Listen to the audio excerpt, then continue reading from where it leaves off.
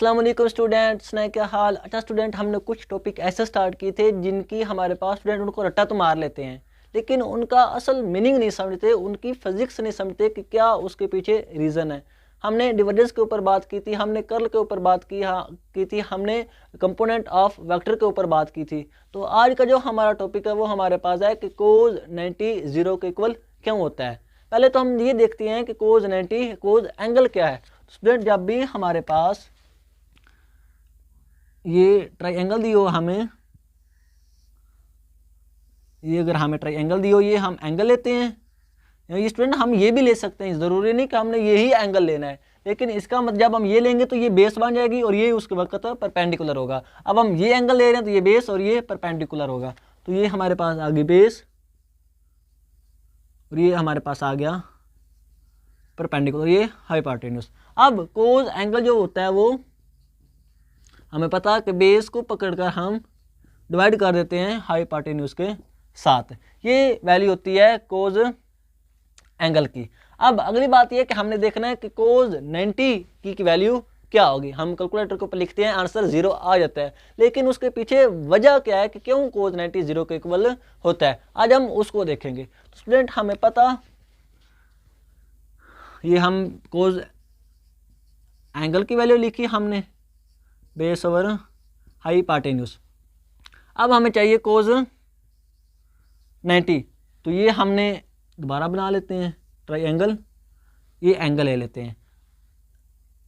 Suppose करो ये start में 45 था, तो हमने पहले ये देखना कि जब हमने एंगल बढ़ाना है, ये स्टूडेंट हमारे पास ऐसे है, ये वाला हमने, ये हमारे पास 45 है, हमने ये वाला सीन देखना है कि जब एंगल 45 हो जाए, बिल्कुल ऐसे हो जाए, उस वक्त क्या कोज 90 की वैल्यू आएगी, ये हमने देखना है। सबसे पहले तो देख लेते हैं कोज 0। हमने इसके ऊपर भी डिटेल से बात की थी पिछले लेक्चर में कि कोज 0 1 के इक्वल क्यों होता है। हम वो थोड़ा सा समझ लेते हैं ताकि आपको इसमें फील आ जाए किस तरह कोज 90 0 के इक्वल होगा। तो स्टूडेंट, कोज 0 जब हमने कहा तो उस वक्त हमने क्या कहा कि ये वाली जो हाइपोटेन्यूज है, ये वाला जब हम कोज 0 होते हैं तो ये बिल्कुल ये ऐसे ऐसे नीचे आता आता बिल्कुल इसके पैरेलल हो जाता है।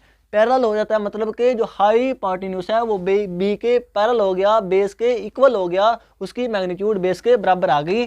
तो कोज 0 को हम लिखते हैं कि जो बेस और हाइपोटेन्यूज भी बी के बेस के पैरेलल आ गया, इसकी वैल्यू भी बी बन गई, तो ये कट जाएंगे, तो ये कोज 0 1 आ जाता है। ये तो हमने डिटेल से बात की थी, लेकिन अब हमने देखना है कोज 90 को, मतलब कि हमने एंगल को बढ़ाना है, ये वाला हमने एंगल को बढ़ाना है।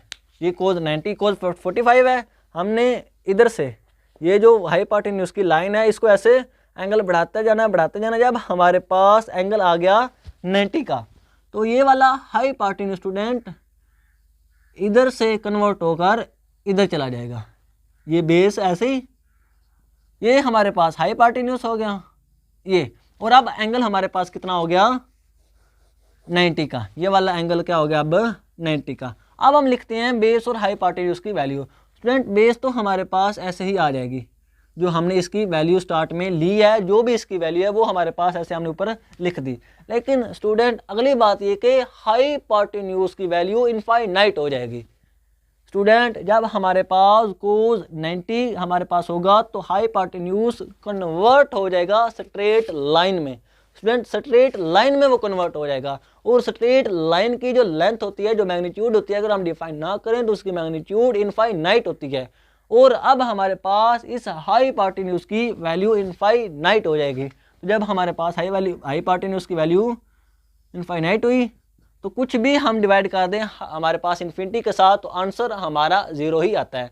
1/इन्फिनिटी कुछ भी हो ऊपर, लेकिन नीचे हमारे पास अगर वैल्यू इनफाइनाइट हो तो उसका आंसर 0 आता है। तो कोज 90 फाइनली क्या आ गया 0 क्यों आया, क्योंकि जब एंगल 90 हुआ तो उस वक्त हाइपोटेन्यूज और बेस जो हमारे पास हैं उनकी जो हाइपोटेन्यूज की लेंथ है वो इनफाइनाइट में कन्वर्ट होगी, वो मैक्सिमम होगी, वो बढ़ गई अगर हम उसकी डिफाइन ना करें। तो उस इनफाइनाइट वैल्यू की वजह से जो हमारे पास कोज 90 है वो आ गया 0 के इक्वल। ये होता है इसका असल मीनिंग, ये होता है इसकी असल फिजिक्स। आई होप आपको इसकी अच्छे से समझ आ गई है। तो आज के लिए इतना ही, इंशाल्लाह मिलेंगे अगली वीडियो में। ओके, अल्लाह हाफिज़।